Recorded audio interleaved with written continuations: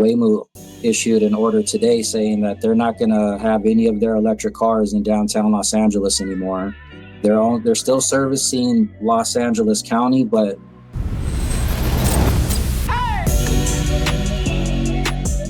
hey man, happy Monday. Welcome to episode 54 of Technically Speaking, when we are giving you news that you can use. Yeah, that's what's up, man. Hey, we all made it back.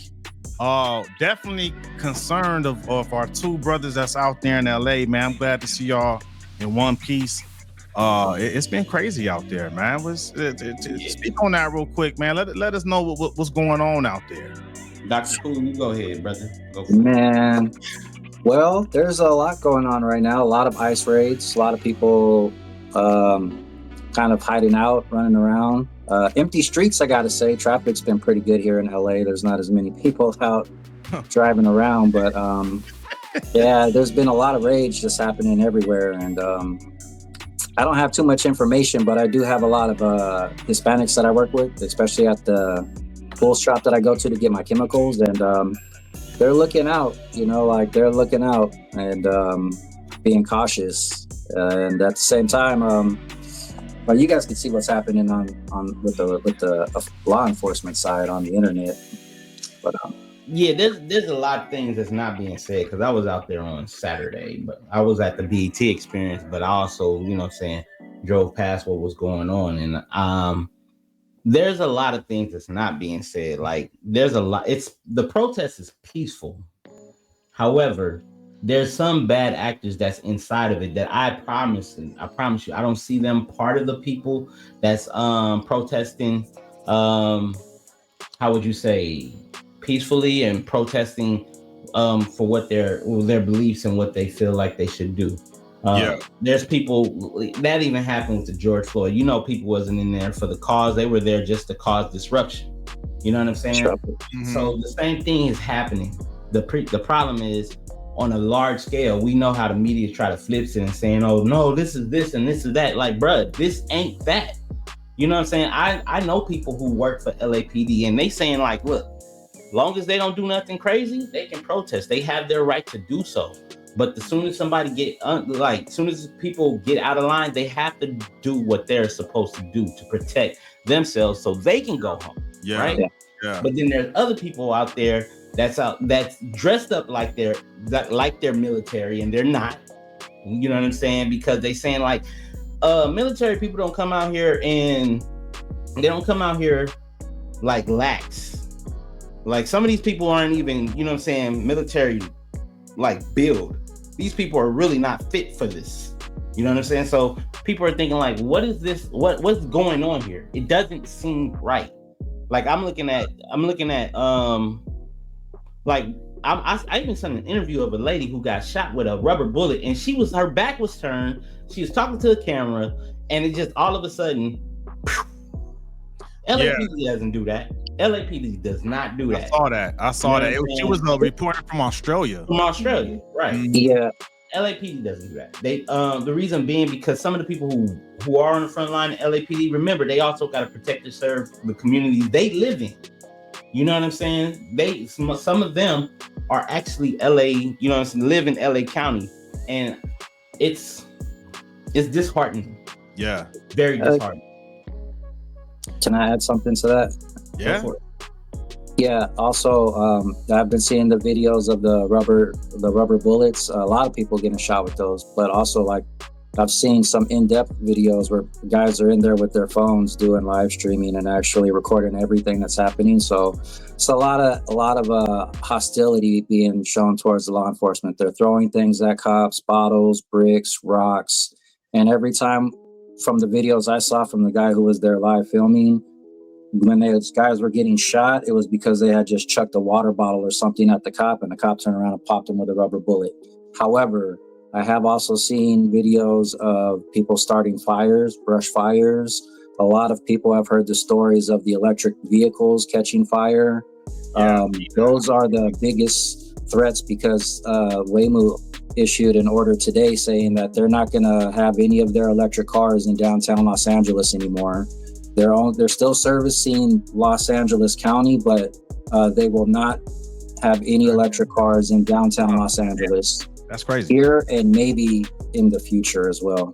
I'm all for standing up for the rights of U.S. citizens to peacefully protest. I have nothing against that. I think that the line that I'm drawing is like, hey, when I start seeing cars on fire, and I start seeing stuff like that, and them attacking the ICE for doing what I guess they're supposed to be doing, which is taking out illegal immigrants. We don't know the full scope of everything, so everybody always wants to chomp at the bit and go and try to say, oh, these people are immigrants, or whatever that looks like. If you're in the country illegally, you're here illegally. Like, we can't scream about due process, that you didn't get due process out this way, but you didn't care about due process when you were coming in. But listen, that aside,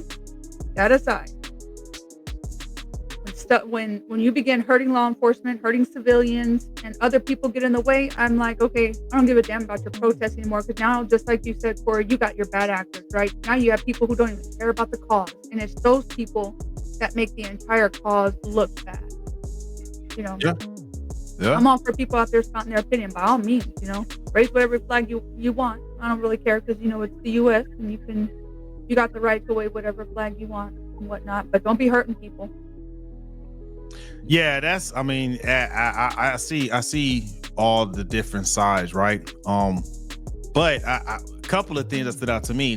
You're probably, I feel like it's a mixed message if you're like, hey, I want to stay here in America, or you want people to stay here in America, but you're waving another country's flag.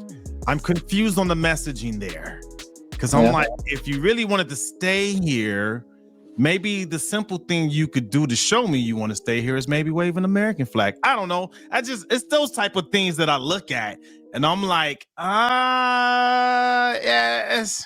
And that always confused me. When you're like, man. Say what?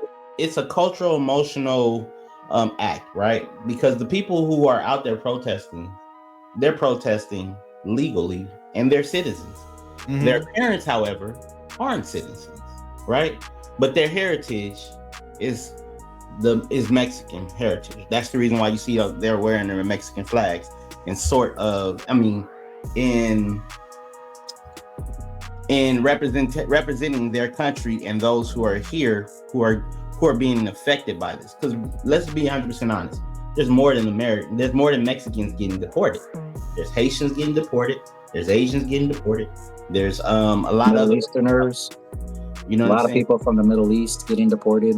Right? Kash Patel just found 2 Chinese people who came across illegally, and they brought in a biological weapon with them. Did y'all see that? Kash Patel, he posted that with the FBI. I didn't see that, but I'm not surprised. They found 2 of them, and they were being paid by CCP. They were by the Chinese Communist Party, and they had come in illegally with biological warfare weapons to pass on disease, not just to humans, but to animals and stuff, to hurt the economy, mess up livestock, mess up our food production. Yeah, that's crazy. But you said something earlier, Corey. You was like they're representing their country. No. Like that, because you said the cultural. Let me requote. Let me. I'm about to say, because you gave me something here. Let me rephrase that. They represent their heritage. Their country is United States, right? Their heritage, their cultural background is Mexico. Yeah. And I get that. My thing is, I don't want to self-identify. Let's just pretend maybe I did come here illegally. Maybe I don't want to self-identify myself as someone that's here illegally by waving the country I came here illegally from's flag. Maybe I should blend in and just, wear a bunch of USA type just to blend in. You know what I mean? Just to be low key. It's almost like how a lot of these people like to snitch on themselves on social media. They commit a crime and then they record it, and then they make it very easy for law enforcement to catch them because they recorded the crime. Don't keep happening. Hey, I'll probably catch that. I get what you're saying. That probably doesn't help. At least they're not burning the flag. I mean, they could be out there burning the flag, but at least they're not burning it. I understand people come out here wanting to seek asylum, but those are people who I guess should be standing in line and getting lawyers trying to fight to be here. But that's for everybody. It got nothing to do with Mexicans. That's anybody who is not a United States citizen. If you're really here to seek asylum, that's easy to say if you've never really had to face that type of persecution. You know what I mean? I've never had to face that. Like, yeah, have we had it kind of rough here? You know, being black in America, yes, but I don't know if we've had it that bad. I've never seen federal agents raid a high school graduation before. Yeah, I've never seen that before. If we had it, we never had that. You know what I mean? Yeah, I've never seen that before. Yeah, it's never been like that, and I get that. Even that, like I said it in the group chat we had, right? Like all of us here, I'm pretty sure none of us really drive the speed limit. That's also illegal. You know what I mean? But it's like I drive the speed limit, bro. I had an accident when I was young. Not me. You can ask my wife. Sometimes I drive too slow. like, Lori, step on it. No, I hate you guys. Guy who makes the right turn with the right blinker every time. Every time. Good for you, Corey. Good for you. Yeah, that's. I don't drive fast. I don't, bro. Even when I was in the car with you that one time, like about 10 and 11 years ago, you know I don't drive fast. I've been in a car accident, my beginning stages, at my fault. And I was at fault, so I learned like never. I don't drive that fast either, but I don't drive. I don't drive as fast as a lot of other people do. But I say that to say, everyone breaks the law, man, in some way or fashion. But that doesn't mean that you cannot be treated like a human being and treated humanely. Because I on the one side of the coin for the protesters, I understand the need to protest because they're seeing people in their community, whether they're legal or not, being treated inhumanely. I understand that. On the other side of the coin, I understand the law enforcement side of it. You broke the law, you're here illegally. You got to do what you got to do, right? Because you're following orders. I was in the military. I understand that. But in both ways, right? Maybe if you don't want aggression from law enforcement, maybe you shouldn't throw stuff at them. Just tonight. Yeah. I'm gonna be honest with you. That's a good idea. Conversation when you DW and being, you 10 and 2. You get them light flash, you 10 and 2. I ain't gonna. I'm good. You know what I'm saying? Check this out. Don't escalate it. People who don't have body armor shouldn't throw stones.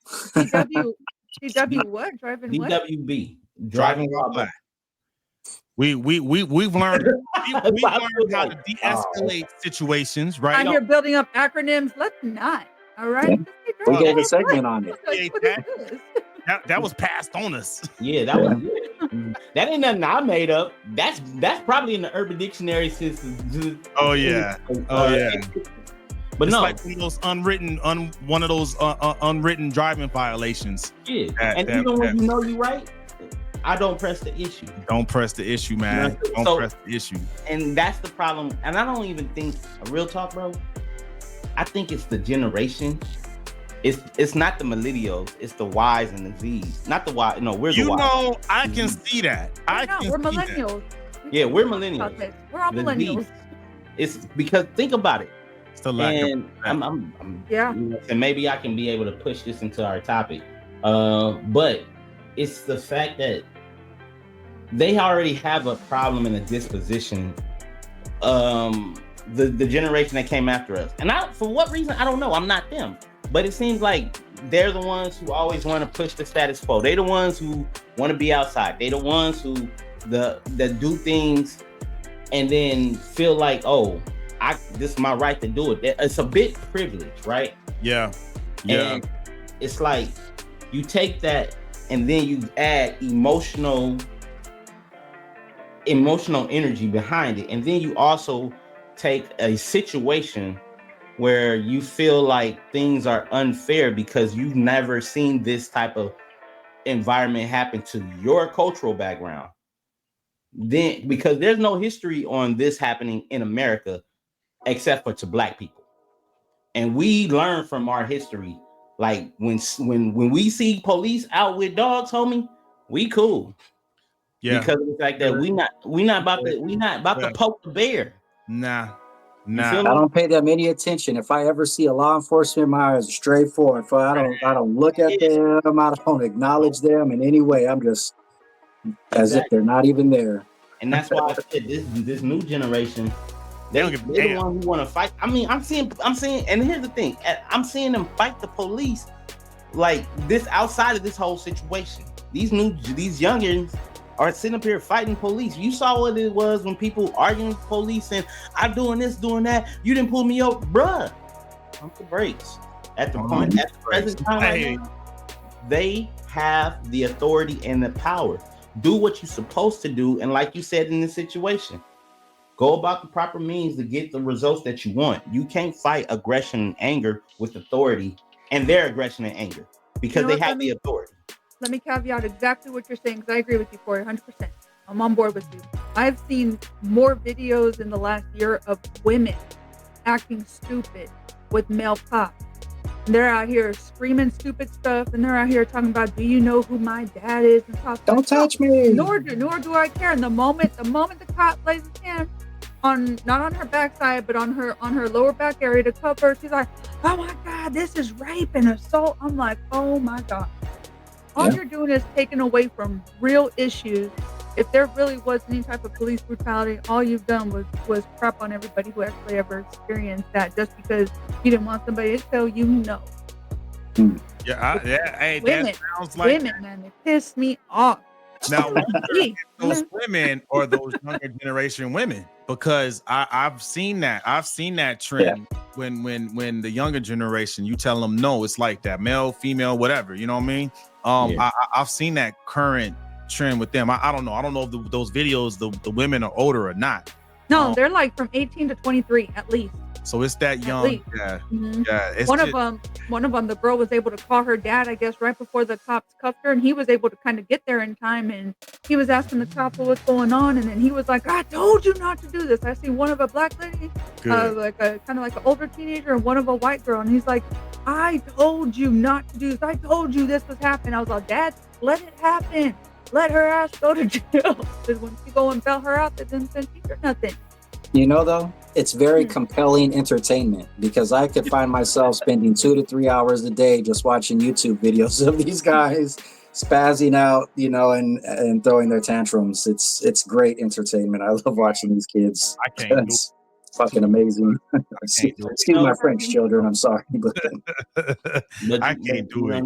But you know, you made an excellent point too, Corey. You didn't really say it. You kind of alluded to it, but the folks that are out there that are actually doing it the right way, I think they can learn a lot from the civil rights movement and the folks that were into that, right? Like they kept it peaceful. I mean, they had a lot of violence, you know, done to them. Dogs and water hoses, right? Water hoses. The National Guard got called out on them too.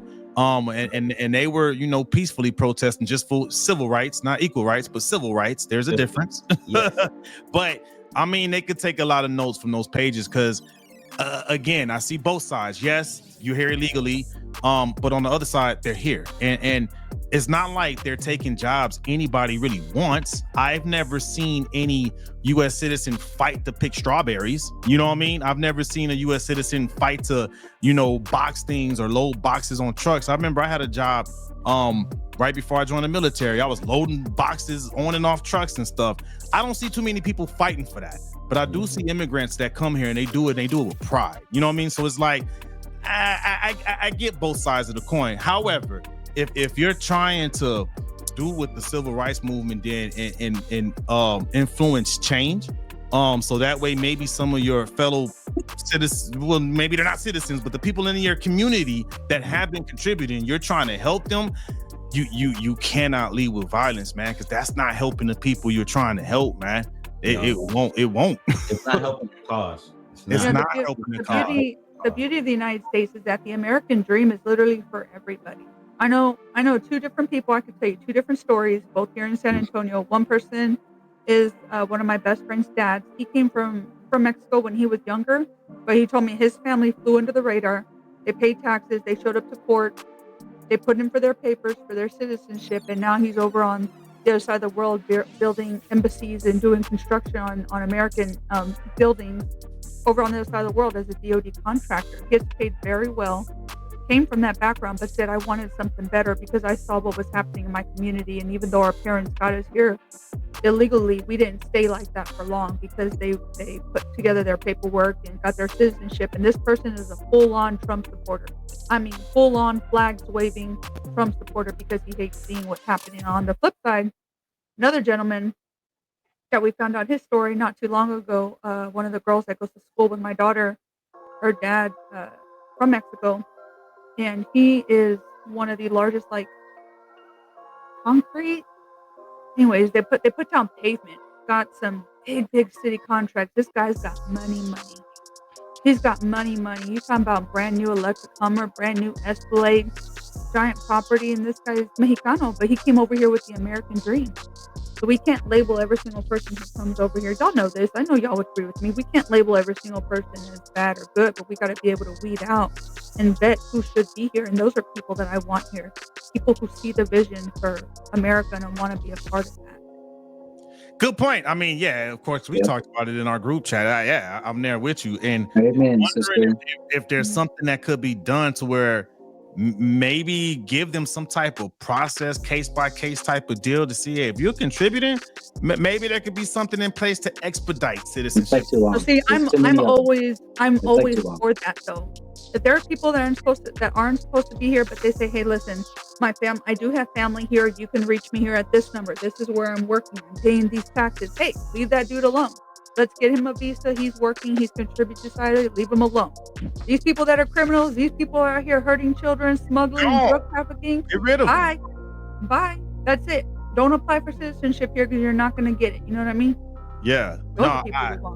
Now, Dr. Pools made a good point. He said it takes too long, and maybe that's something that really the energy should go towards, right? Is maybe make that process a little bit more efficient and streamlined. You know what I mean? Like $5 million, you can get you a gold card.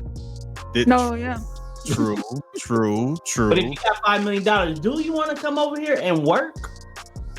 Because that's what that $5 million is supposed to do. It's supposed to, and this ain't even on the agenda. So I'm just trying to pivot to the first topic. It is what it is, man. But I think that 5 million gold card thing or whatever, I don't think that's for the average worker. I think that's if you building a business here.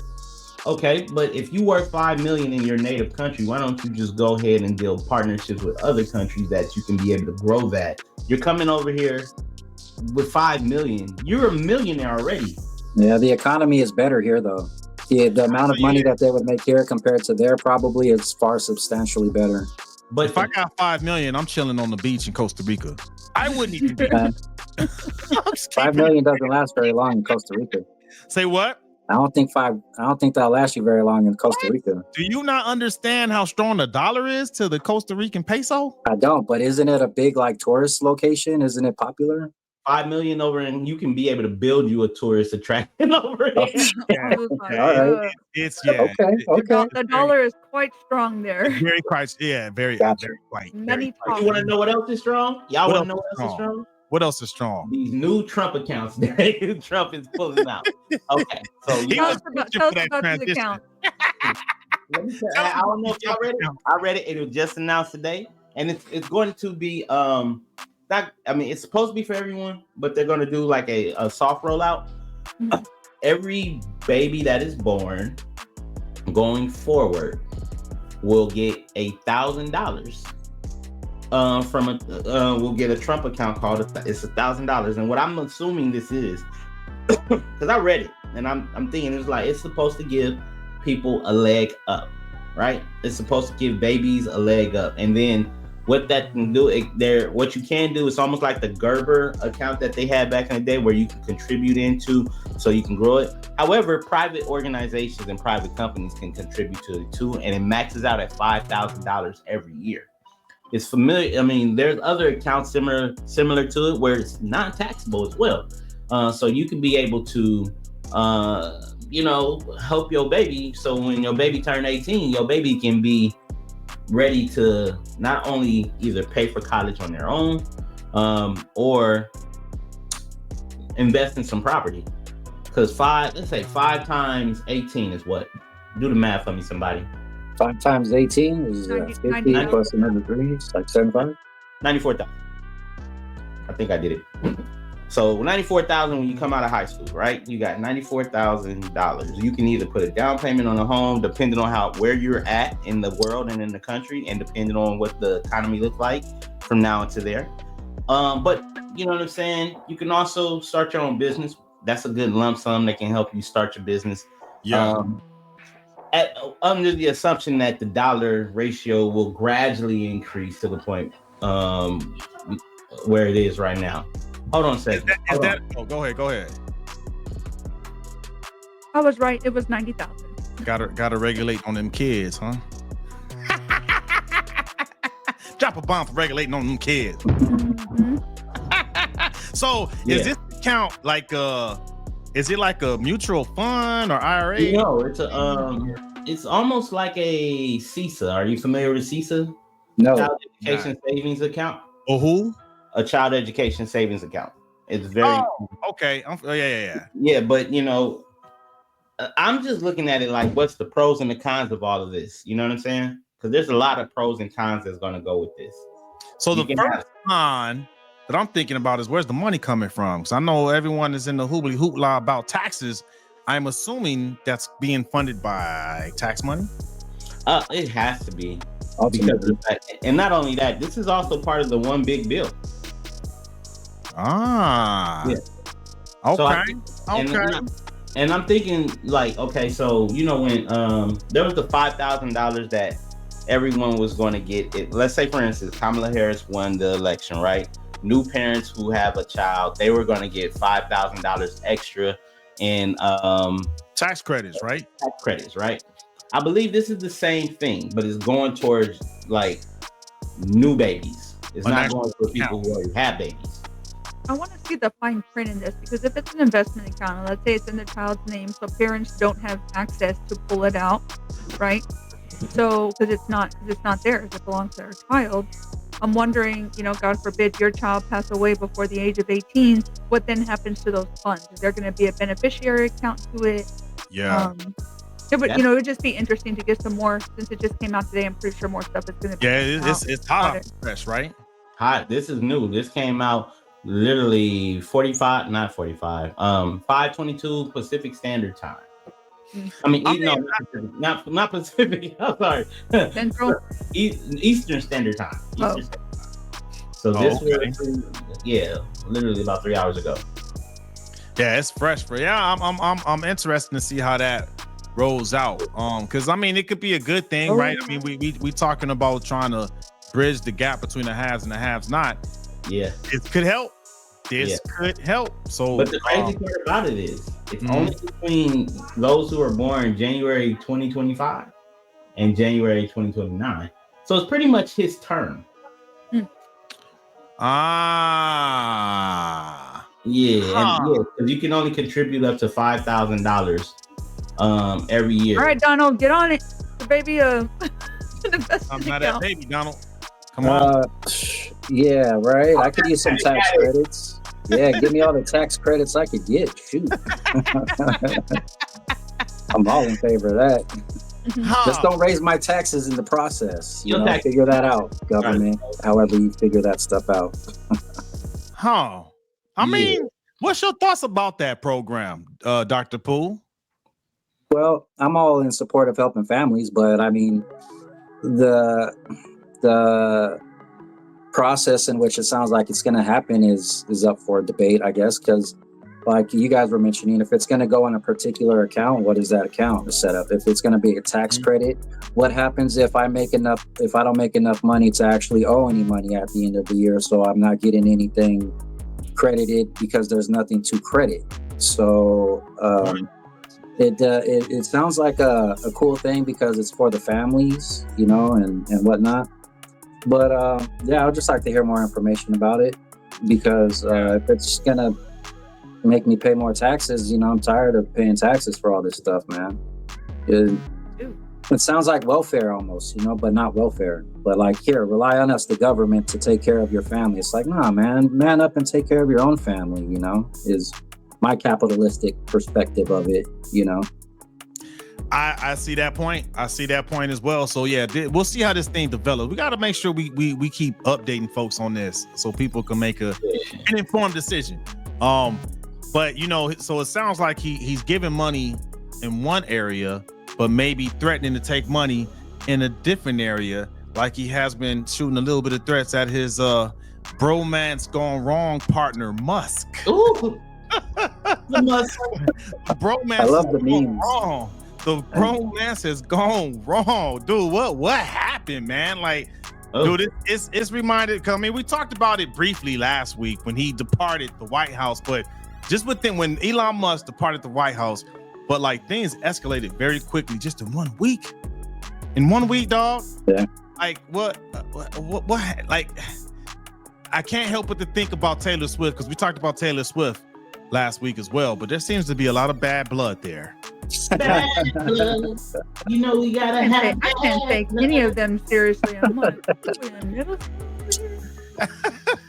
Like, so let's be real. What's going on? Like, why do y'all think that this thing is panning out the way it is between those two? Because they are going. I've heard multiple perspectives, and I'm like, maybe, but I don't know. It just seems a little far fetched. They're both businessmen. There's big risk may you may get a big reward, right? Big risk, big reward. They're both businessmen, and somebody that I was talking to was like, you never know. This could be a 4D chess move. They want you to think that they're fighting. I'm like,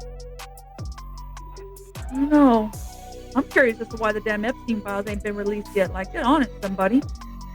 That's what I'm mad, because they talked about that stuff during the campaign. Like, yo, release it. You said you would. Shut up and release it. I don't. Give the taxpayers the backbone of this country what we've been asking for. What's the delay on that? Go ahead, Corey. The delay is because of the fact that somebody's still getting the check to delay it. Let me tell you something. When stuff goes away, it's because somebody did not get paid. Let's keep it 100. So somebody's getting paid, then think about it. Let's go ahead and throw the diddler in there. Them videos didn't come out until after somebody did not get paid. People found out that, and this is not listening. That video was leaked, not from the people who got paid, but from the people who didn't get paid. You feel me? Because there was $100,000 payment, 30 to the person who actually saw it, 50 to his manager, and 20 to the person who actually knew how to get the footage off. $100,000. But guess what? Them files still came out. That video still came out. So it's just a matter of time till somebody payment don't get paid, or they gonna say, "Oh, we don't need you anymore." Boom. Yeah. You gonna see a lot. And look, and think about it like Trump and Elon. Look at that. If this isn't a ploy for them to get certain things, for us to look to the left when something at the right is really happening. You know what I'm saying? Yeah. He's talking about if it wasn't for him, he would have won the elections. So now people are actually digging and diving and going to look back at the results of the polls. And people are starting to find stuff that they was like, this don't make no sense. The thing about it is, it's like it's a mudslinging. And I really don't like it because America does not look great to other countries right now. I agree. Look bad. The countries, come on. One part of the country are fighting to release their parents, and it looks chaos. The corporate part of the company is like, oh, we can't tell if the Dow gonna swing left or right. And then you got the two strongest people in the world, the most richest man in the world and the most powerfulest man in the world, who happens to be over the most powerfulest country in America, going back and forth about contracts and situations. Yeah. You know it's not a good look. It's not a good look, man. That's not a good look. Just now, here's the thing. What do those relationships with those other countries that President Trump went to, if those relationships were built on the fact that Elon Musk was by his side, and now that he's not, will those relationships sustain? Because you had a country that had power and money. That was the factor. Elon Musk was the money. Trump had the power.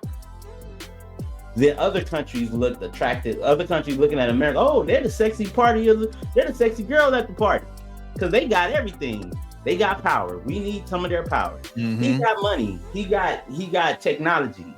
You know what I'm saying? We need some of that too. Who they gonna side with after this breakup? The money or the power? That's a very, very good question, man. What you think, Donald? I think they're going to side with the money ultimately. Donald Trump's probably going to side with pride more than money because he's a little bit older. So I don't think the money really matters as much to Donald Trump anymore. I think it's all about his legacy. But Elon Musk, being a young, extremely wealthy person, he's got a lot of pride and power, and he knows it. And I think that he views himself as someone who is on the same level as Donald Trump, and so would be a worthy adversary. I'm more curious to see what happens in a month or so, because it's either going to be Elon becomes something very powerful, or everything gets resolved and Elon and Donald Trump come back together and at least shake hands as grown men, which is what I hope to see. No matter what happens in the end, I hope they can just be like, all right, look, dude, whatever, go your best way, and then you're two strong men. Good job. But when you put money and pride in there, intelligence goes out the window. So it would take Elon, having to humble himself to say something positive, and that's what I think that we have to wait on. Is when is Elon going to say, you know what, I don't want to battle Trump anymore? Unless Trump forces his hand. Yeah, because he can easily cut all that funding. Yeah. $22 billion. That means SpaceX, Tesla, and even possibly NSA could actually be affected, right? It's already been affected because his products went from being, I just saw the study on this the other day, man. There's a study. His products were number 5 overall in the economy being sold, and they've dropped down to 95 on the top 100 being sold. So he's losing a lot of money and interest. He's still extremely wealthy, but his products aren't selling nearly like they were a couple of years ago. To your point, so since he did, get involved with Doge, the stock price of Tesla plunged 26%, and he himself and dropping, it's still going down and dropping, and then he actually lost a net worth of he lost 34 billion from his net worth just from the beginning of his time with Doge to now. So he's still rich than a bitch, but 34 billion. Oh, that hurts. That's hurts. A lot of money, man. Bro, that's one of his buildings. He has to shut down a building somewhere. You know what 34 billion can do? You can give each American $1 million.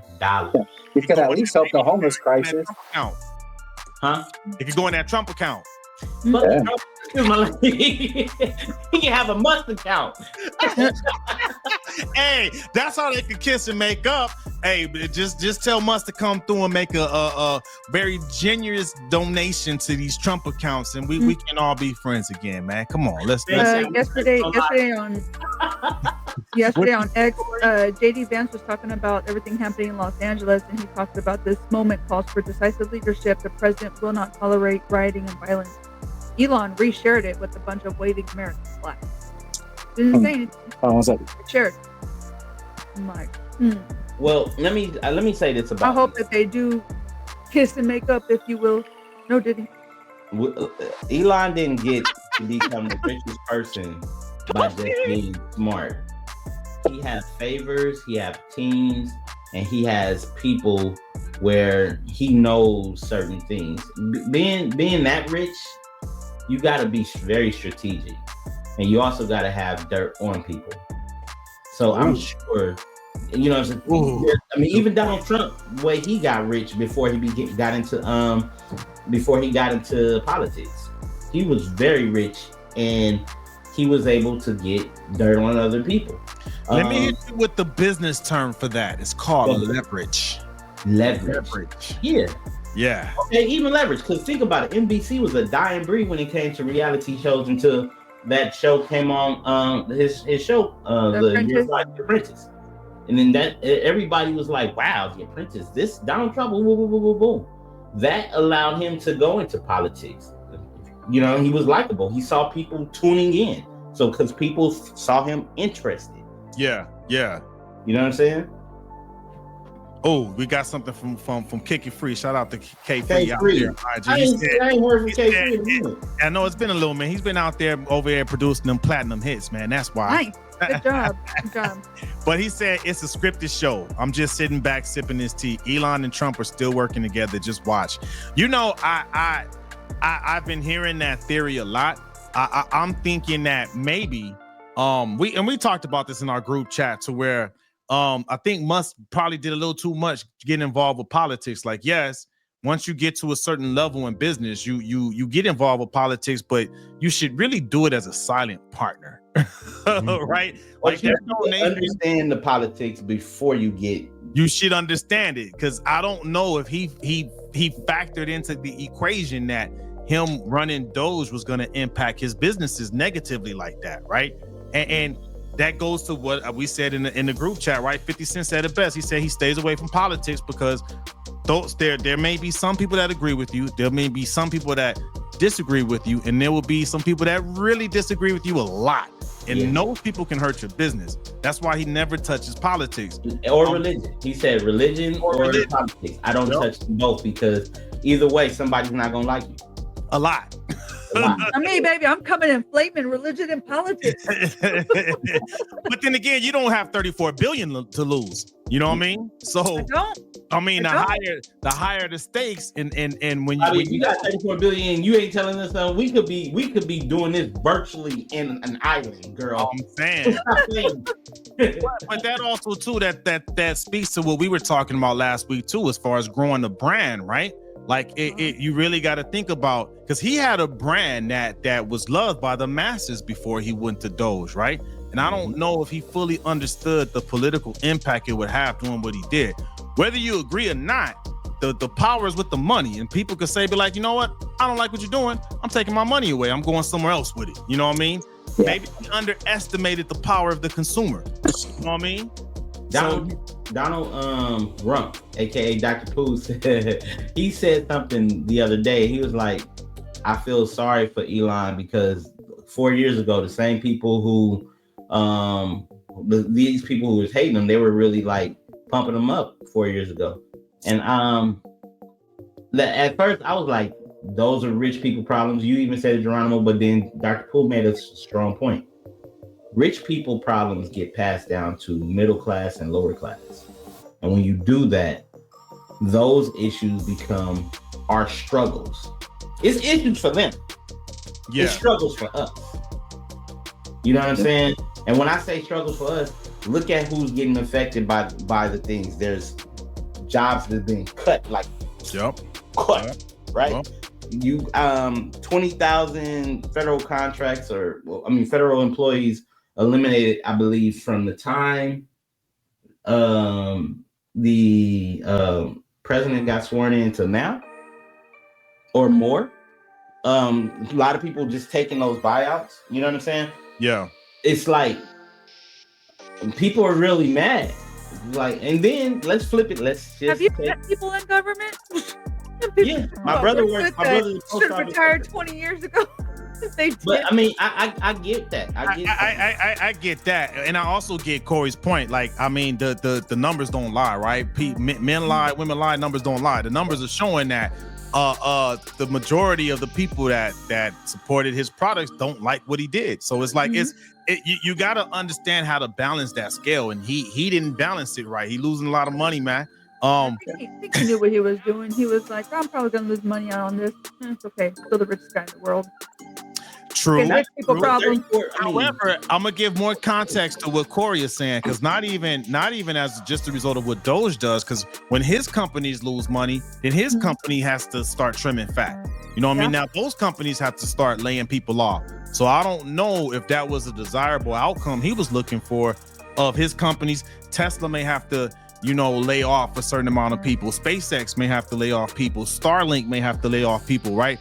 I mean, because it impacts the community in several different ways. You know what I mean? To where, like you said, it probably starts with rich people problems. He gonna be rich no matter what. But what about the people that work for him? You know what I mean? Like, I don't know if he had their best interests in mind when he took that job. You know what I mean? Yeah, it's crazy times, man. It is crazy times. Electric vehicles are supposed to be the way of the future, and Elon is the one who's kind of leading them on this path. And you can't start battling against the president of the United States in the process, though. Good point. And Kick It Free gave a couple more comments. He said Elon has said numerous times, if he loses money, then he loses money. All he cares about is innovation. Yeah, he'll bounce back. He has a history of that. The same that were pumping up Elon are the same people that were pumping up Trump prior to him running for president as a Republican. Yeah, I guess I can see that. But at the same time, Musk did piss a lot of people. He pissed a lot of people off. Right, wrong, or indifferent, you cannot deny the fact that he pissed a lot of people off, man. But you said something, Donald, that it triggered me. Let me see if I could catch it back. You said something. As far as Musk, I lost it. You said something, Donald. Man. Let's see. I do a lot of talking about Elon. It can be about you said it just now. Democratic favors, possible South African family members that were smuggled over. The electric car thing. So this is why I never understood why he was endorsing Trump, right? Whoever you support, differences aside, Trump said he was going to eliminate the electric car mandate. He said that from the jump. So when Musk initially did that donation to the campaign, I said it on the show. I was like, yo, he's literally funding his own demise. You knew he was gonna eliminate those electric vehicle mandates. Why would you that to me that seems like a bad investment? Why would you fund someone that's gonna cut the program that's gonna help your business go to the next level? That never made more to it. That never sounds like Elon needs to be a better businessman instead of an innovator. Well, read those contracts better. He also probably been told something that we haven't been heard. I don't know. I mean, I don't think any of us truly know what's going on ever. We will never be in the loop. Yeah, you know what I'm saying? But I mean, I just I thought the same thing was weird too. I'm like, this guy wants to eliminate electronic vehicles, and you are the number one name. Your name is known for electronic vehicles. But I feel like maybe everybody else's contracts was going to get cut except for his. And maybe he probably was told that. But then he FAFO. And then Elon he got Trump. Somebody played him the Trump card. Yeah. The art of the deal, baby. The art of the deal. Baby. Kick It Free said it's because he cares more about saving America. If America fails, everything he works for fails too. Are you talking about Trump or Musk? I don't know. Probably both of them. You're talking about Trump. Yeah, I'm thinking Trump because I mean, Musk ain't even American. I'm just gonna throw that out there, dog. He will be fine. Let me tell you something. Musk will be fine if America fails. You know why? He's gonna go to Canada. Yeah, he'll go. Some of those troops that got deployed and some of the troops that's on call, on standby that might be possibly deployed, eventually they'll be separated and they'll become veterans. So these tips that you're about to share can help those transitioning veterans, right?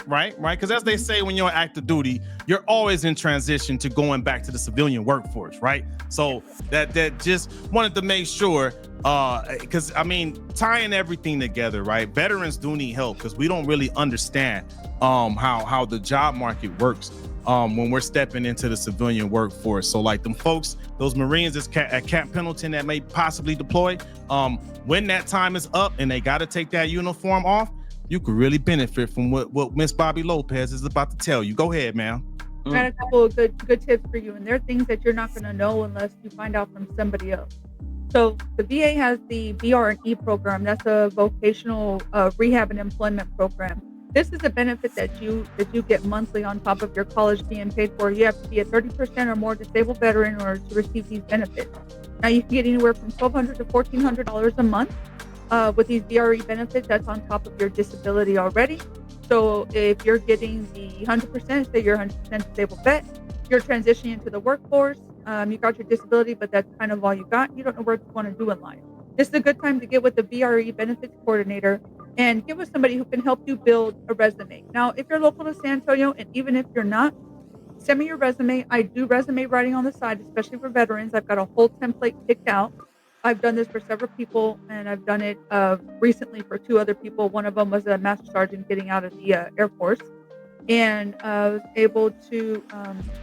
I just do that for love because I love people and I want to see you be successful. And so, in order to be successful, sometimes you just need that little leg up. Yeah. It takes a little bit of my time, but because I love you and I love our veterans, everybody who signed the dotted line, regardless of what branch you're in, I'm gonna hook you up. At So the end of this episode, go ahead, Corey. So you're gonna hook them up, right? I am gonna hook them up. But what they got to do for us, they got to and subscribe. Comment and subscribe and share. Don't just watch Technically Speak, because here we are giving you news that you can use, my friends. Yeah, don't be Let's taking share. the goods and not show giving some you love. back. I'll show you some love. You show us some love. Because she taking care of you. Nah, that's what's up, man. Hey, so funny story, right? Definitely make sure you go use that VRNE. You know who we all know? Well, is with the exception of Bobby, that actually works in that program. Miss Amber Sean. Shout out to Amber Sean. If you're watching on Facebook and Instagram. Funny story. She called me last Thursday. My VRNE case actually ended up in her case file. Yeah. So it's funny that you bring that up, right? She hit me up and was like, "Yo, I got your case," but she passed it on to someone else to close it because she told him it was a conflict of interest because we know each other. But no, I use my VRNE program, and it helped a lot. So just to help people understand that VRNE program, they can assist with like sending you the resources to help you with your resume. If you need, if you're coming out the military and maybe you want to do a career transition, or maybe you had a job that doesn't transition or translate well to an in-demand job. Say maybe you, I don't know, worked on nuclear weapons or something. I don't know how many jobs are really hiring for that. You know what I mean? And so maybe you need some new skills. The VRNE program can help you get some new skills to make you a little bit more marketable. And so just for those who may know veterans but aren't a veteran, can you break down that acronym, please? Yes, please. Go ahead, Bobby. Vocational Readiness and Employment. Yeah. RNE. Now, along with the monthly stipend that you'll be getting as a student in a college or trade school, additionally, you will receive a laptop and printer with cartridges to be able to be successful in your school. So they're not just going to leave you out high and dry to be successful with no resources and no tools. That's going to be provided for by the VA. Please make sure if you're transitioning out of the military that you get help with the resume. And if you're not sure where to go, contact one of us here at Technically Speaking. We'd be happy to shoot you over some resources and hopefully get you on the career path that you can be successful in. On top of that, knowing how to write your resume and transitioning different types of acronyms into a civilian set is also going to be very helpful because on the civilian side, they're not going to understand everything that we're doing, and having to kind of, I don't want to say Barney style because that's kind of condescending, but you've got to break it down to where somebody can consume what it is that we do, because we're over here firing 1,000 miles an hour, and we're going to have to slow it down a little bit and make sure that we're applying to jobs that we know that we could possibly get. Make sure that your clearance is staying up to date. Make sure you mind your P's and Q's even outside of the military, especially if you want to continue working for the Department of Defense. I highly recommend that if you are anywhere near a large metropolitan city similar to San Antonio's Military City, USA, there are several bases around here. I'd encourage you continue to stay abreast of the different types of jobs that are constantly happening here. San Antonio is a huge hub for the oil and gas industry, the medical industry, and the IT industry. There's a large defense industry here. I think with our economy, it's always booming, and as long as you want to continue your service still to the country, just know that your time in service is going to be taken an expense to the government, and will be able to contribute towards your retirement. So hopefully you get to retire earlier. Get 2 paychecks. Yeah, definitely. And far as tips and tricks with resumes, you know, the one thing we have now that we didn't have when I was getting out the military is ChatGPT. I didn't have no ChatGPT that I could use to make my resume. What is it called? Those recruitment systems. I forget what the recruitment system, because there a lot of the times when you submit your resume, that recruitment system is going to filter your resume out anyway. It's looking for right. So those keywords, recruitment right? systems have algorithms built into them to be able to pull from your resume exactly what they need for a job. So if you really have your eye on a job, go and look at the description of that job. Take some of those keywords, those detailed descriptions, and incorporate them into your resume so that when the algorithm comes across your resume, there's a higher chance of you being selected to possibly move on for your resume to sit in front of a manager or a hiring manager's desktop. That's what you that's definitely what you want. Now, on the Yeah. flip side, try to keep your resume no more than 2 pages long. I know that we do a lot of cool stuff in the military, but try to keep your resume within 2 pages in length.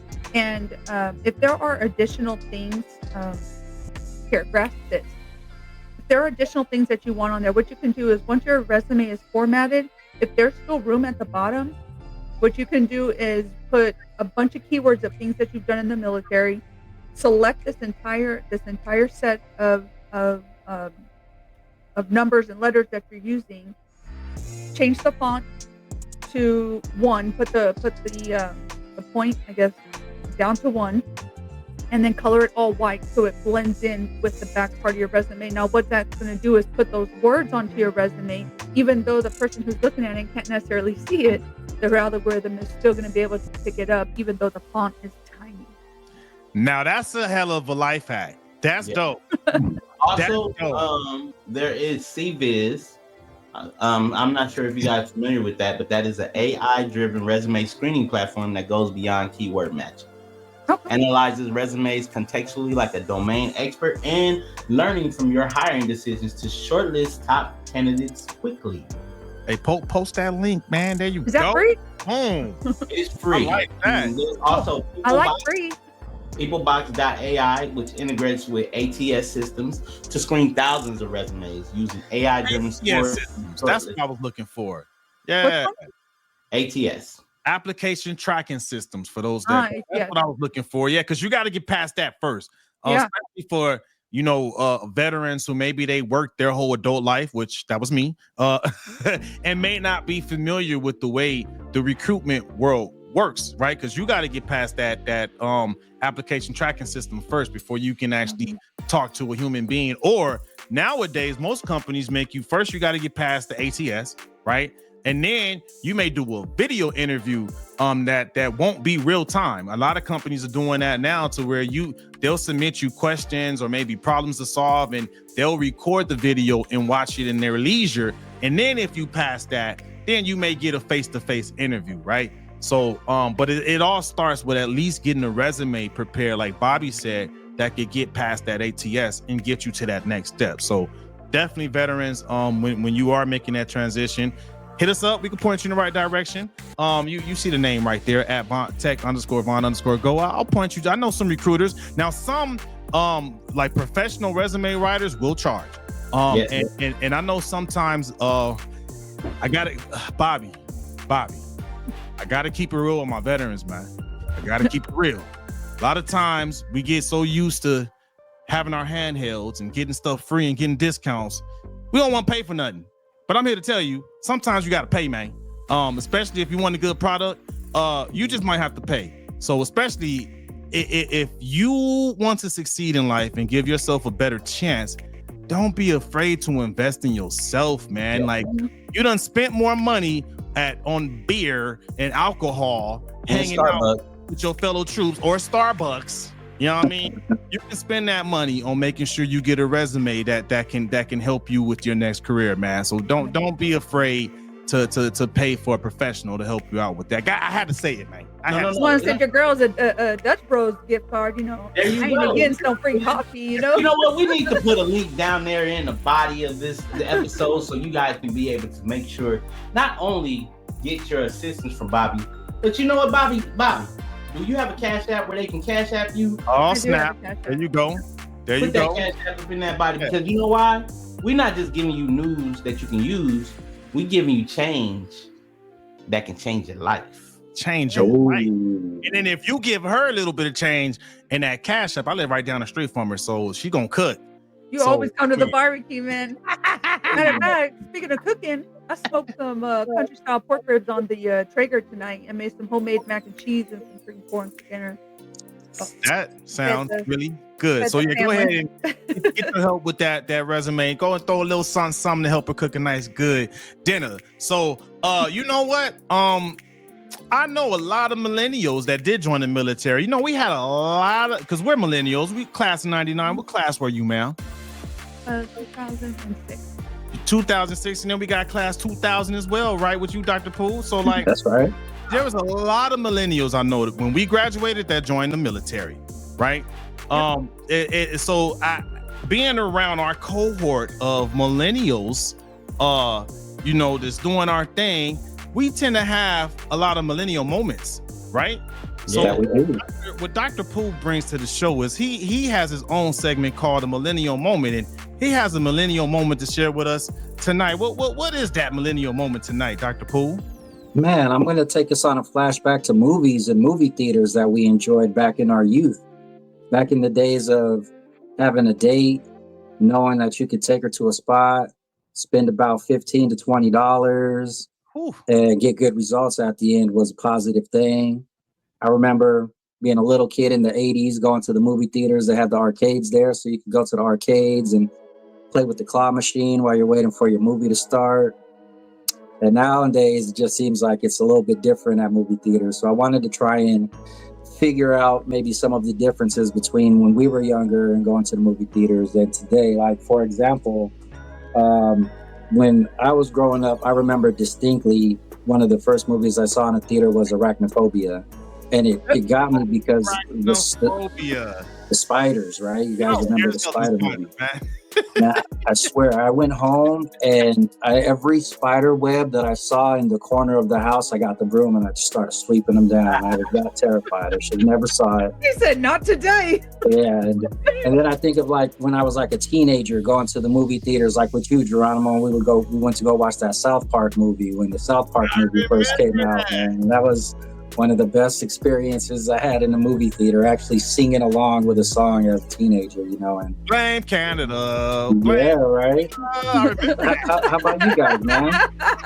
What do you guys remember from your youth? Can you guys think of a movie from like the 80s or 90s? Here I am laughing about your arachnophobia. I'll tell you what still to this day gives me nightmares when I watched it in the movie theater was Jurassic Park. Oh, wow. Jurassic Park, even one. though, you know, some of the effects were like real whack at the time, that was like, hey, that was cutting edge. Man. That was cutting edge, man. I was like, It was you loud. real scientists are in the lab trying to remake dinosaurs. Holy cow! Like, I remember T-Rex come through my window. Like, Yeah, that T-Rex terrified me, man. those so loud. raptors, It was man. those raptors. Those those- raptors. Got me when it was spitting and venom in the eyes. Oh man, yeah, that was terrifying, man. That was I terrifying. remember, Oh, okay, so it wasn't just me. Okay. Nah. What are you gonna say, Corey? I remember going to seeing From Dusk Till Dawn, and I think I was in 8th grade. My homegirl Tiffany, that's, you know what I'm saying. We still that's little big sis. Her mom invited me to go see it, and I was like, oh, what's Dusk Till Dawn? I didn't know what it was. But we was going to the movies. I was going for free. It was at the Magic Johnson movie theater when it first opened. You know, there off of Crenshaw and King. And when I sat in there, I was like, "Oh, this is a vampire movie." And I was turned up. It was my first time going to the movie theater to see a scary movie. I absolutely enjoyed it. You was right, bro. The popcorn machine was over here because in Magic, everything was in the middle, and then they had the arcades. Where are the arcades now? Where are the arcades now in the movie theater? Yeah. That was one of my favorite things because you can go get you a bite to eat. Yeah. Play some games before the movies would come. We would go to the movies in the Galleria Mall, not in Galleria Mall, the Alamo Mall, and we will literally go and play video games either in Aladdin's Castle or go play video games inside. I remember Aladdin's Castle. Mortal Kombat came out. Oh my god! Oh, that was a good soundtrack too, man. It Had the house music. Best It sure was out there. Dude, my most memorable movie, going to it actually back in the day. I'm taking you back, people that's from LA. It was at the movie theaters at the Hawthorne Mall, man. Oh, I had never been there. I used to walk down to the Hawthorne Mall, man. I remember I had my first little bit of change the year Friday came out. I walked to the movie theater myself. I was like 14, 15, something like that. Bought my ticket, which just to let you know how it was in Hawthorne, because that was a rated R movie, but they didn't care. They let me buy my ticket. And I saw that Friday, man. Oh, that was just it, man. Like, it was game changer, because, dude, Friday, I felt like it. I mean, the young people still quoted like the whole "Bye, Felicia." A lot of people, they say it, they don't even know that it came from Friday. It came from Friday. Yep. We still know that. Yeah, my grandmama gave me that chain. Like, we still talking Tuck mine in. right, tucking it in. So look, Man, that was real. That was real. There's been plenty of times I had to tuck my fake chain. And you want to know what's funny? Our brother Darnell, his house was on that block, so his house was in the movie on Friday. Nice. Yeah, right. Nice. It was down the street from where Craig and them was sitting at. And do you know that is a neighborhood hood attraction? So people, I believe it. When people come to LA, you can actually stop at that house. I think you pay like $15, and you can go in and look around there and take pictures in that house. That's dope. Well, back when stuff was cheaper. Our brother Ryan Shifty lived right around the block from that joint. Right, I remember that.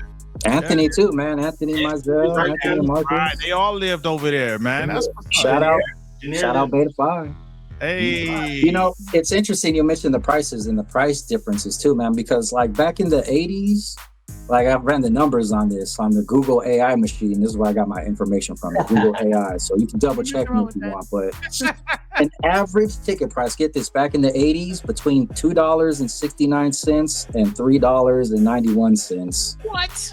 In the 90s, it jumped up to $4.50 to $5. But also during the 90s, there were like the cheaper theaters where you could spend like $2 and you could watch a movie like a month after it came out. Yeah, we had the dollar movies growing up there in San Antonio. It was $1.50. Yeah. I know about the drive-in theaters that used to high. I never experienced the drive-in theater. I experienced it, but I didn't experience it, if you feel me. Yes, I feel you. I think we all have. Yeah. Not like in the movies, I got a chance to watch the movie, but I was there. Right. Yeah. $16.08. That's how much an average ticket price is nowadays for an adult. You're gonna pay about $16. Easy. That's crazy. You know, if you're going on a weekend, it's gonna be probably $20, $25 realistically. I haven't seen it that much. I think the most I've seen was like $13.95. Oh no, you're in Cali though. Yeah, you could probably find deals in certain places, but if you want to go to a nice place with the comfortable seats and the big IMAX and stuff like that, you're going to be paying like $30. You spend you go to City Walk or something, it's like $35. Oh, you know what? Let me do a quick plug. On Mondays here in San Antonio, Santikos, they do the Military Monday. So it's $5 movie, $5 popcorn, $5 drink. So my husband and I went and had a full-on, little date night for $25. Yeah. Right now. I might have to do that next. Hey, y'all. We're always here on Mondays doing the show. Yeah, Santikos. I'm just telling y'all. Nah. Well, check it out. When you consider how much they're charging nowadays for concession stands, like back in the 80s, you could get popcorn for like 75 cents and you could get a small soda for $1. And in the 90s, you can get popcorn for $3.50, but you can get a large drink for $2.30. So something happened there with popcorn and soda. That large drink, you spending that's like $5. Yeah, $5 for a popcorn with a drink, and then $5 for your ticket, and then your dates.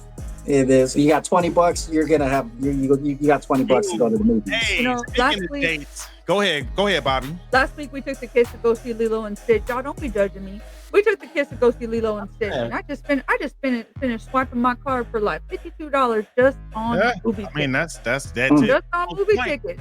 And the kids were like, "Are we getting popcorn?" I'm like, "Man, I know you out your mind." No. Well, I'm gonna give you. No, we didn't get popcorn. They're like, "Damn, we didn't get no popcorn." I said, "No, we ate before we came here. I'm sorry, y'all." Hell yeah. $52 on just the movie. Just the movie. Yeah, $16 to $20. Well, $16, $20 is the average for a large popcorn and drink right now. Corey's trying to give us something. Go ahead, you didn't raise your hand, Corey. That's why. We ain't got, look, this ain't Zoom. We upgraded from Zoom, baby. Ain't no hand. But you didn't do your customary. So check it out. if you guys are T-Mobile Tuesday members, you guys get $5 off of the movies every Tuesday. You can get a $5 movie ticket from that. We've used those several times. T-Mobile coming through. T-Mobile. Several times. And last week, and I think it's all the way up until the end of today because every Tuesday has something else. Even though I'm a former employee of T-Mobile, I say former, not ex, because I left. No, I don't get sponsorship. I need to tell myself about that. But they were one thing that they did that I think that just made me fall in love with them. Every Tuesday, they give anybody with a T-Mobile account, whether it's prepaid or regular, they get T-Mobile Tuesday. And T-Mobile Tuesday sometimes gave you free food, sometimes gave you free learning classes. Last week, they gave everybody who has a T-Mobile account, they gave them AAA for free for an entire year. Oh, that's dope. Organizations like that, whether they, I can't not like them. And you said that they giving the $5 off the movies, because we get some comments about the movies too. They're good movies that T-Mobile Tuesday gives you tickets for. They're new movies that just came out. They're $5 tickets, not $5 off. The whole movie is $5. So we got a couple of comments from I think I'm saying this right, Goosework. I don't know if I'm saying that right, so sorry if I messed the name up. But he said, bruh, they still got the drive-in theaters up there in Sacramento. I got a boy in Sacramento. I don't know if that's my boy that's out there, man. What part of California is that? Is that northern? Sacramento, that's Northern Cali. That's north. That's north. Before San Francisco, but after LA. So the most north, I think in California I've ever been was San Francisco. I've been to Frisco twice. Yeah, it's even more north of San Francisco, Sacktown. And then he also said, for the seats that rumble and provide smell, etc., $40 a ticket. The move to, and you can order food and alcohol be delivered to you. Yeah, there's a lot of movie theaters that now. Where it's a full serve. It's an experience. It's an experience. Yeah. Hey, let me ask you guys this. What's up? Just to go into the close, despite the prices for popcorn and soda and movies, practically tripling over the last 30 years or so, what about the quality of movies being made? Do you think that the movies being made nowadays are worth spending $20 for a ticket and then another $20 for popcorn and soda? Like, it is the decline for theater sales is obvious. And I'm wondering, is it just because the prices for food and tickets are going through the roof, or is it because the quality of movies that are being made nowadays aren't maybe as exciting as they were when we were younger? You think? What do you guys think? Donald, that's a good question. Great question. I look at it like, there's certain things, because you got to take into the fact that there's people who got hacked devices, right? That whatever's in a movie theater, they can now watch at home sometimes. Or movie theaters, if you don't watch it in enough time, it goes to the streaming platforms automatically. But I do believe in going to the movie theater and having an experience. Let me tell you why. I went to the movie theaters and saw The Avengers, right? One of my favorite movies. And before Avengers, I went to see Black Panther, the first Black Panther movie. When I went to the movie theaters, I was so emotionally engrafted, not just in the movie, but in the culture of everybody that was around. There were people in there who made it a theme. People came in with Black Panther outfit. They also came in there with all the Greek, Black Greeks was in there. Dashikis, stuff. All that stuff. Right. And it was amazing. And then when I went to see Avengers, I damn near cried when Spider-Man died.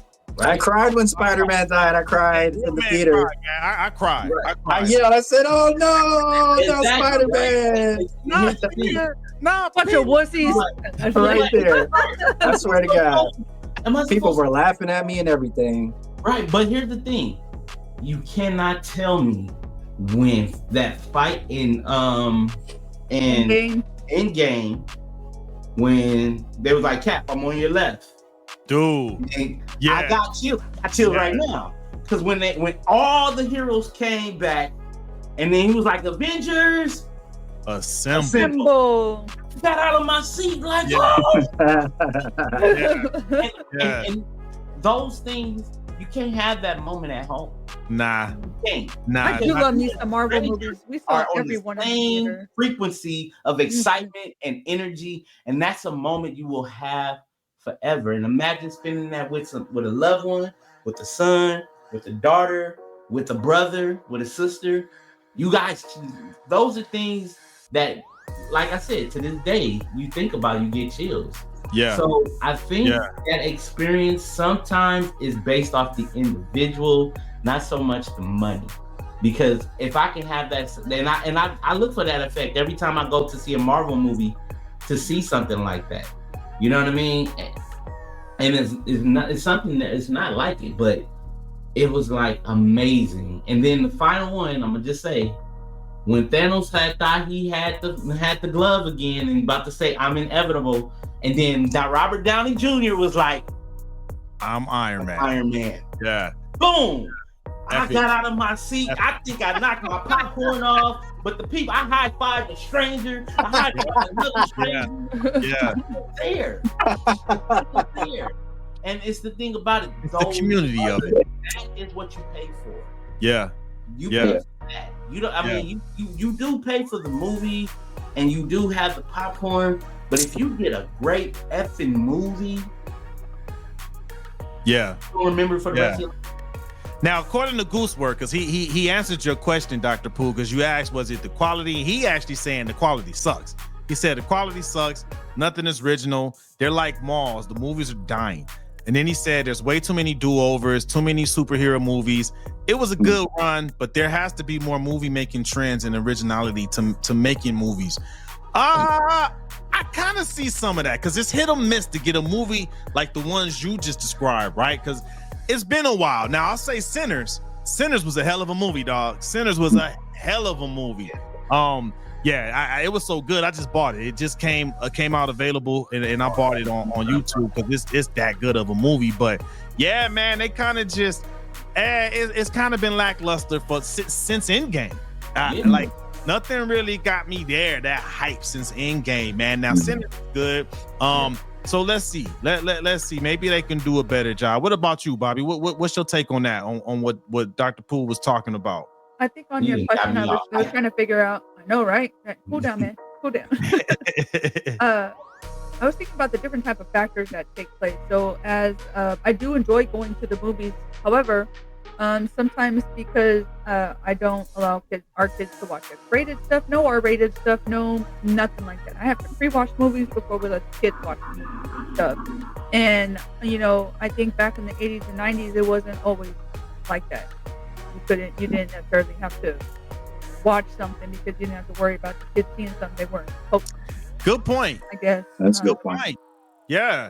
On top of that, I think some of the prices as to why they've gotten so expensive is because we are paying for higher quality video and higher quality audio. Now there's sound systems inside the theaters, and they have to recoup that money somehow. Yeah. And so to raise up their popcorn sales or their soda sales, which personal opinion, your butt should not be drinking no damn 45 ounces of soda.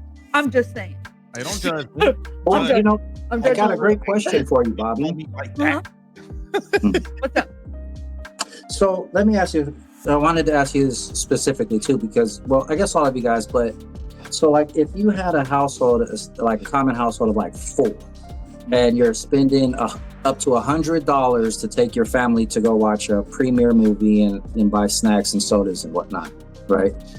Which is extremely high. I'm sure we could all agree $100 to take the family out to watch the movies is a lot of money. But do you feel like if the way trends are going, movie theater prices would continue to rise? And if so, would you continue to take your family to the movie theaters if it were like if it were just like $150 for a family or something? Like if it keeps on trending the way it is, do you think families will still be attending movie theaters?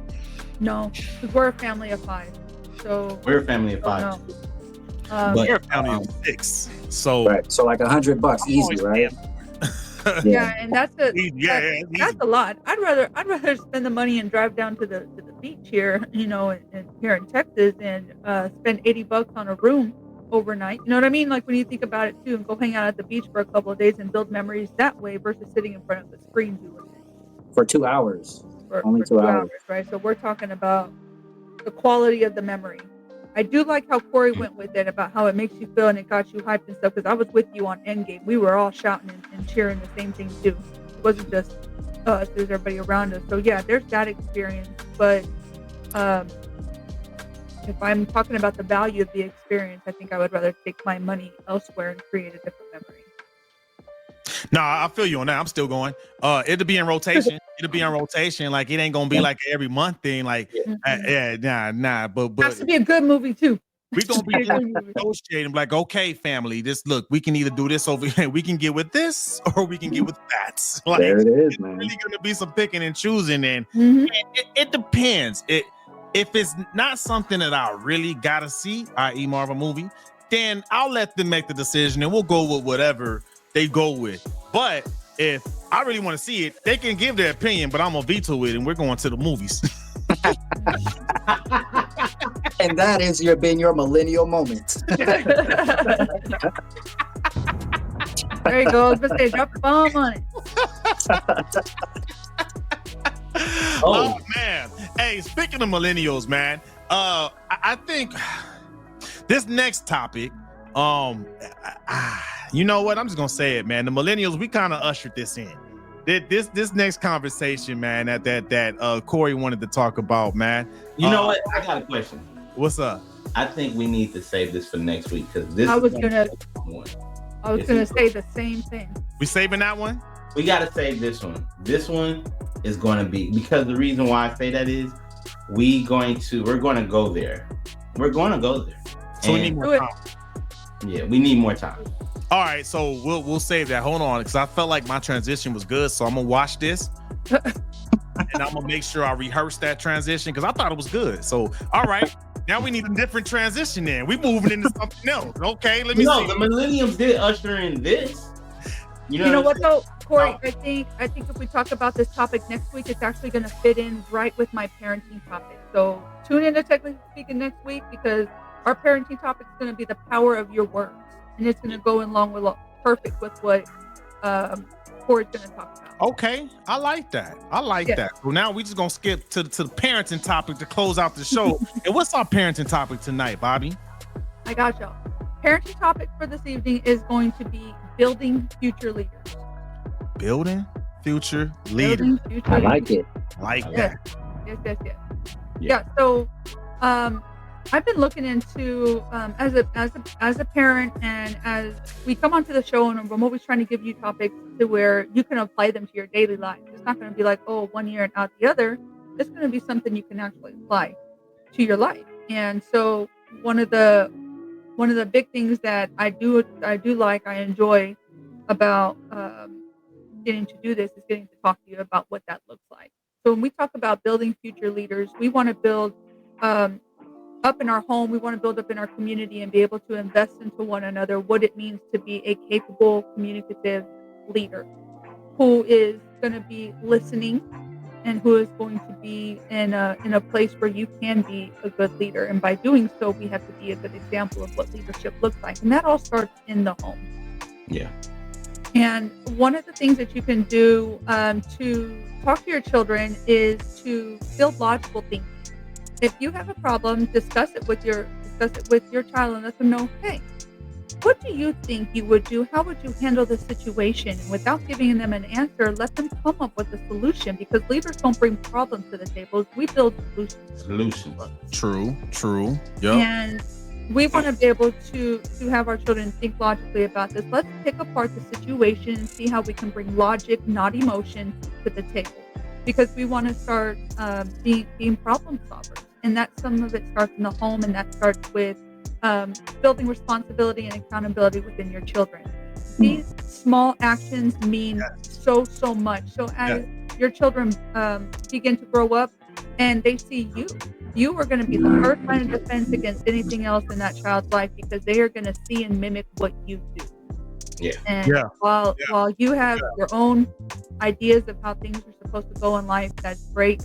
But let's make sure that we understand that children do mimic what they're being taught in the house. So if you're not doing the right thing, they're going to see that. They're going to mimic those behaviors. And so some of this can be some self-reflection on us as adults. If we see our kids not doing the right thing, we can self-reflect and be like, hey, hold on a second, am I doing the right thing? And if I'm not, then we can fix that and say, hey, you know what? I've noticed that I've seen you've been acting like this, but I want you to understand that if I've been acting like this and you think it's okay, it's not. And I'm sorry, learning how to, when we're being accountable to our children as well, and letting them know I messed up right here, but you don't need to do the same thing. Here's where we can fix it. And you begin to see that the changes will occur. And while we can't change the world, we can change what happens in our home, and how our home changes goes out into our community. We want our children to be leaders. We want to raise up good children, especially in a culture right now where we see so much disrespect, lack of respect for others. We were talking about that earlier. We opened up with that. Good point. So you know what? Because there was one word and you said it: accountability. I think that's the biggest thing, because the biggest thing I need to see in a leader is accountability. The accountability to know, hey, you know what? I'm sorry, I messed up. And the accountability to step back and let the people on their team shine. You know what I mean? That's accountability too, because that being accountable will prevent you from being vain and always wanting the credit. That's not your job as a leader. Your job as a leader is to uplift the next person so they can succeed, right? But that accountability, I feel like it's on the parents even more so, being accountable and being more careful in picking who they lay down with and have that baby with, because there's a lot of knuckleheads out there. Back in our day, millennial shit, baby kids. Right now they're called YNs. YNs, right? That's that Gen Z right there, the YNs. But it's because you don't have that family unit, man. And a lot of times you don't have that family unit because people had children with the wrong partners. You know what I mean? And because if you don't have the mom and dad there to give that, balance the scale. We talked about balancing the scale earlier, right? You need the nurturing that comes from a mama, but you also need that discipline and guidance that comes from a father. And too many people are being loosey-goosey out there in them streets, just giving it away and having babies, and they don't plan on being together to help raise that baby. And if you weren't accountable enough to make sure you chose the right person to have a baby with, it's gonna be hard to teach that child accountability. Yeah, you know what I mean? Done. It can't be done outside from, because like I know a lot of men who grew up without a father in the home, and they became well-respected men because they had either uncles or they had male role models, right? But you are right. You're 100% on it. Accountability, right? And sometimes accountability has to come with like these uncomfortable conversations. Yes. You know what I'm saying? Like, I'm glad it wasn't me, but I knew, you know what I'm saying, that I've seen it on TV. It was like, well, son, let me tell you something. The guy was like, I wasn't the best father. You know what I'm saying? Me and your mother wasn't even together. You know what I'm saying? We just had a situation and you came out of it, right? I've seen those situations. I've seen those like the skits and things. And I'm like, that when you sit down a young man who looks up to you and you be fully transparent, that shows that young man that this person can be looked up to. The whole role model is literally the role you would like to be and the model you want to model yourself after. You know what I'm saying? And those start in the home. So when we see role models that's looked up like a LeBron James, I question the person, like, why is LeBron James your role model and not the person who raised you? Because the person who raised you is the person who actually should be in the role. And then, you know what I'm saying, you have to look. That's why it's good like, I mean, my biological father, Carlos Alvarez, he listens to the show, he tells me, he's not, you know what I'm saying, he didn't raise me. It was my father, rest in peace, Frederick Douglass Ventures, who raised me. He's Frederick Douglass what? Frederick Douglass Ventures. Ventures. Okay, rest in peace, man. And Shout out to him. who also was a veteran. Okay, You know what I'm saying? another one on that one. Strong man of God, and he had principles, and those principles made me realize the fact that he was accountable. He took accountability. He was like, look, a man shouldn't do certain things, and a woman shouldn't do certain things, because he was old school. Brother man was born in 1938. You know what I'm saying? So he was not a millennial. He was not. He was before the baby boomers. He was a boomer. Oh, and he was part of the silent generation. Yes, he was. And all the way to the time he passed, he was very silent about a lot of things. Mm-hmm. And I, you know what I'm saying? But the way you get to know a silent generationer, or if that's the way I say it, you got to sit with them. Yeah, they got a lot of knowledge, man. You got to pull from their story, because of the fact that they're not just going to tell you, because why? They feel like the way of today is too much. They're the ones who scared of AI. They're the ones who think like technology. They seen a lot, yeah. Yeah, and I understand that. But when I sit down with them, you know what I'm saying? Because the older people in my church, I sit down and I have a conversation, and I try to pick their brain because they've been here before. You feel me? Mm-hmm. They know what it's like. The only difference is they know what it's like without technology. We even talked about the civil rights movement. People who've been alive, who's alive around that time and still alive now, they not worried. They not fretting. You know why? Because they seen this happen before. They know what to do. What their concern is, I hope my grandbabies and my grandnieces and nephews aren't out there making a fool out of themselves, because there's a better way to handle this. Yeah. You know what I'm saying? And those are the role models. You know what I'm saying? And some of those are the parents. Because I remember I didn't become a parent until 10 years ago. Right? You know what I'm saying? But I was always in my nephew's life. I was always in my niece's life. You know what I'm saying? Because of the fact that I know that I have a lot to give and nurture, and also to the young men and women in my church. Because that those things, some of them didn't have a father, some of them didn't have a mother. But what they did, they had somebody like me that they could talk to, and I had to be full transparency and full accountability. Like sometimes, you know what I'm saying, I would relate to them by my weight. I'm like, yeah, I messed up. You know what I'm saying? I could have been in the gym when I was in my early 20s, but I wasn't. I was working, and I wasn't really concerned about my weight. And then I can relate that to them if they're going through an alcoholic situation. You're like, it wasn't the food, it was the substance abuse. And I was like, my substance was ribs. Your substance was alcohol. It still was abused. You feel what I'm saying? And then I break it down to them. Now that I know what it was, I took accountability to start getting my life in order, because I know that it's my drug of choice will lead me to this way, and your drug of choice will lead you to this way, and it's not going to be better for both of us. Nah, for real. Nah, yeah. Hey, we got a couple people that just joined us on IG. So we're talking about what does it take to build these children into future leaders? And what came up right now was the main word: accountability. Teach these kids how to be accountable, and we're discussing that. That's like one of the main ingredients that we need to teach these youngins so they could grow up and be future leaders. What's your take on all that, Dr. Poole? I don't know, man. You got to figure out how you can do that without beating them. So figure out how you can, instill those lessons without using physical violence and get them to take it seriously.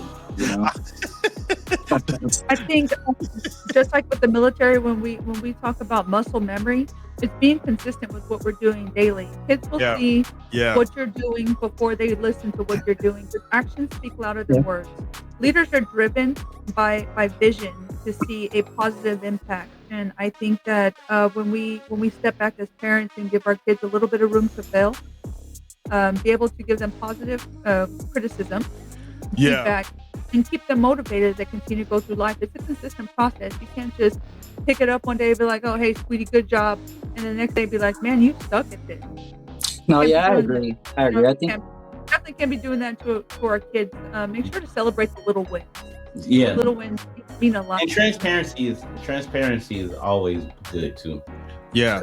You And you gotta- know what? Because you could be nice with the criticism too. Like my daughter will do something. She just turned 3. She'll do something. I'm like, we could work on that. We could, because I'm not gonna lie to you and make you think you're good. Because the world's not gonna lie to you and make you think you're good when you're not. But I'm like, we're gonna work on that. We'll work on that. We're not quite there yet. No, but we'll keep working to get there. But the true, the true indicator of that leadership trait is that willingness to keep getting better. Yes. You know what I mean? Yeah. I think that's what we really got to focus on teaching the children, because not everyone is going to excel at everything. But as long as we can instill in them that, hey man, fall in love with the process, the journey. You know what I'm saying? Because you can't always control the outcomes. That's another thing. Like you said, Bobby, like let them struggle through it, whatever it is they need to struggle through it, because they build that accountability, that tenacity, that resiliency, right? So that's another thing I see lacking with a lot of the young people is that resiliency, man. Oh my goodness, it's bad. See, I think that's what Bobby was saying. That's important about setting the example. Is, you know, because when they're watching you handle your situations, they'll be able to understand how they handle situations. But I think on a disciplinary level, also, they're watching how the adult handles being disciplined. So like, I mean, if you got like a mom and dad that are always fighting, or you got like a mom that's always fighting with a boss or something like that, and the kids are seeing that type of scenarios happening too, they're gonna parent and mock that probably as well. So I mean, we could do our best. Like I have a couple kids who I kind of have to set an example for now, and I try the best I can, you know, to be the positive example and set the tone for leadership. But you know, I can't make these kids follow me or listen to what I say. It's completely up to them and how they receive it. You know, I mean, I'm happy that they respect me and listen to me, but like, if the kid is sick and he's outside and he ain't got no shoes on, and I'm like, hey, you should put some shoes on, or you're just gonna you're gonna keep yourself sick. He's like, no, I don't want to put no shoes on. It's like, all right, I tried. You know, like I think you need to find out what works for your family. I've told y'all before on the show, but I build blessings boxes. I do a lot of couponing to bless families who are in need. I don't do that by myself. I bring my children in with me to see the type of selflessness that we provide to our community, because I want them to have the joy of what it feels like to bless others and to see changes in other people, even if that starts with toilet paper and laundry detergent. It all starts somewhere. But planting those little seeds in them while they're young, they will carry that as they get older, and you'll see. Be consistent, be accountable, be reliable for your kids. Be consistent, be accountable, be reliable. I like that. I think that's it. Be consistent, be accountable, be reliable, because then you pass that on to them. Good point, man. Good point. I think with that, you can definitely be able to mold the youngins into future leaders, man. And I just want to recalibrate what you said, Dr. Poole, because you said you tried. I don't believe in trying, man. You either do or you do not. There is no try. You did. You know what I'm saying? You gave the example, you gave the guidance. You didn't try to give the guidance, you gave it. It's just that the receiver has to be willing to accept it. You know what I mean? Don't undervalue yourself, sir. And that's a lot of parents out there. You know what I mean? A lot of people do that. They're like, oh, try. Nah, man, ain't no trying. You either do it or you're not gonna do it. Now, you made the call. They didn't pick up. You know what I mean? So I also want to pass that on to you know, parents at our age, maybe even younger, because the lessons won't always stick. But it's okay. You did your part. I want to make sure that's put out there, because I don't want parents like, I don't know what went wrong. It's just, hey man, at the end of the day, is that how you do it? There you go. Am I doing that right? There you go. You do your part, man, and you hope they decide to you know, be leaders. And then sometimes the leadership may be conveyed in different ways, right? They may not be like leaders per se in positions in different, you know, areas in life and jobs and stuff like that. But a leader could just be someone in a community that's just doing something positive. You know what I'm saying? And I mean, the only reason why I mentioned that role is because a lot of the videos that I see now is like parents out in public, like acting crazy with just random people while their kids are there watching them acting crazy with random people. Like I just saw this video today where this lady was videotaping another lady who was with her daughter, and she was shoplifting.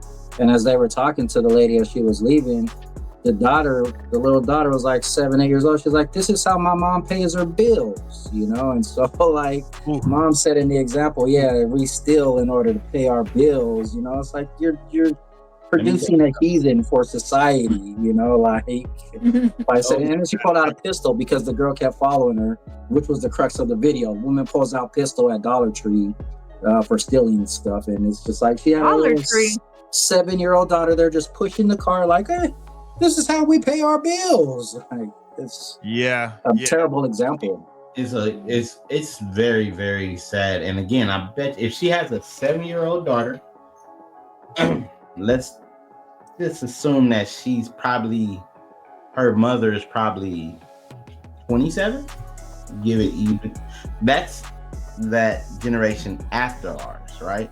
Because we're in our 30s and 40s. So I'm looking at this situation. I turned 22 yesterday. Okay, 22. I'm just playing. Carry on. That happened when you just said family of 6 or 75. Okay, 22. She started when she was 12. You know what I'm saying? There was a graduation somewhere along the line within the last 2 weeks. But okay, 22. You sure did just go to graduation. Oh, man. High school. That's funny. Okay, 22.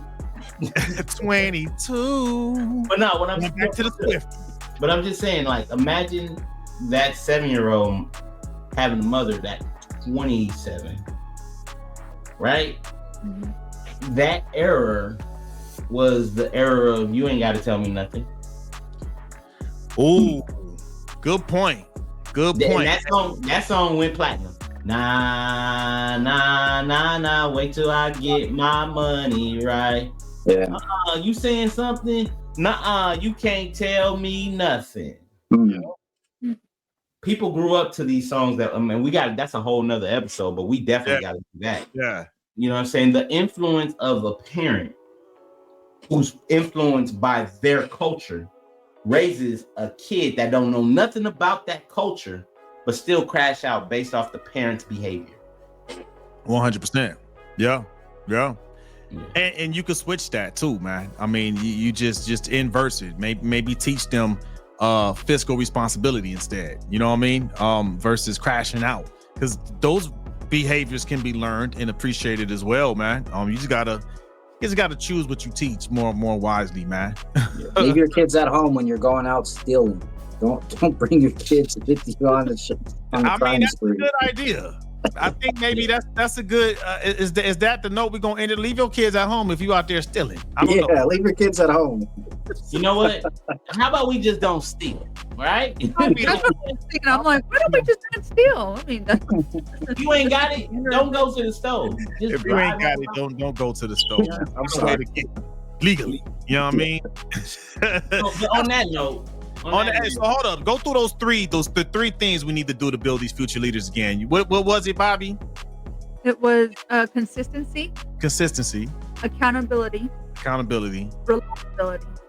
Reliability. There you go. Do that, and then maybe you can afford some stuff at the store and don't have to go stealing, man. Yeah. Or you can buy at the store. Corey? Well, it was good while it lasted. But it's time to go. It's time to go. So to everybody, man, thank you for spending Monday night with us, man. We about to just sign off real quick. But as we always do about this time, ladies first, Bobby, let these folks know what they could get from you if they're in the Bexar County or surrounding areas, man. Hey, y'all, if y'all are in the Bexar County area, like Demo said, Atascosa County, Medina, Wilson County, we service all the surrounding counties near San Antonio. I am the owner of Patriot Restorations, LLC. We are a disabled veteran-owned small business here in the state of Texas. We're working on water mitigation needs. So if you have a busted pipe, busted refrigerator line, you don't know where this water is coming from, give us a call. Let us help you get that water mitigation taken care of. It takes less than 48 hours for mold to be able to start to build up in your home. So let's keep you and your family healthy for the future. And give us a call if you need something. You're welcome to DM me at Bobby Lopez on Facebook or Bobby.Lopez.5 on Insta. Dr. Poole out there in the LA area, man. How can you help folks out there? I am helping people with swimming pools and spa maintaining, helping people get their pools nice and crispy clean, ready for the summertime.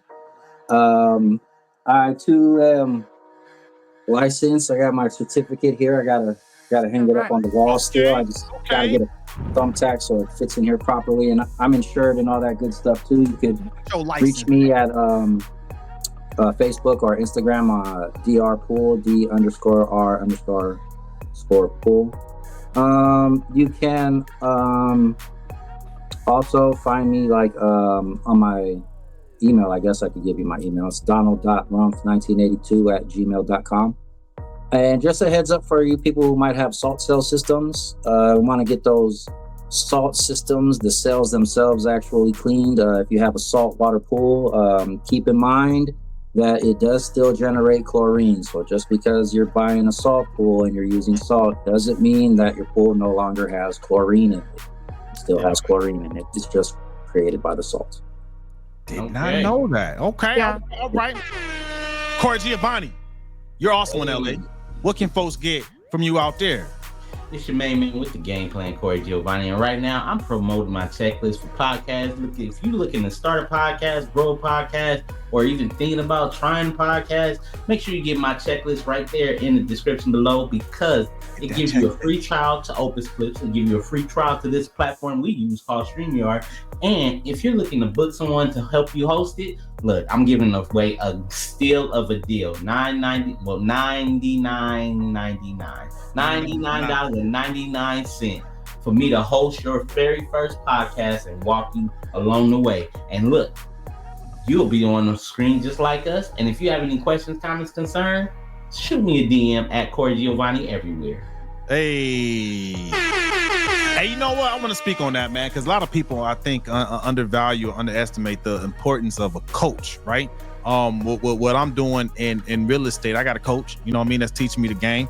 And even in the government contracting space, I got a coach, mentor that's teaching me that game. So don't front on it. I mean, podcast is the future, man. Especially if you have a brand, service, product to sell, man. Holla at that man. He's gonna coach you through the whole process, man. I'm gonna hold your hand so you can understand that I'm the main man with the game plan. Ooh, like butter, that. baby. He got bars too. And he got bars. And then me, you can find me on Instagram. I'm at tech_Von_go.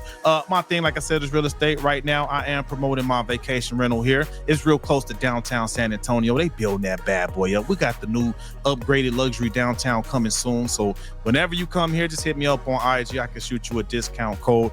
Other than that, hey man, y'all have a good week. Thank y'all. We love y'all. We are out. Yeah.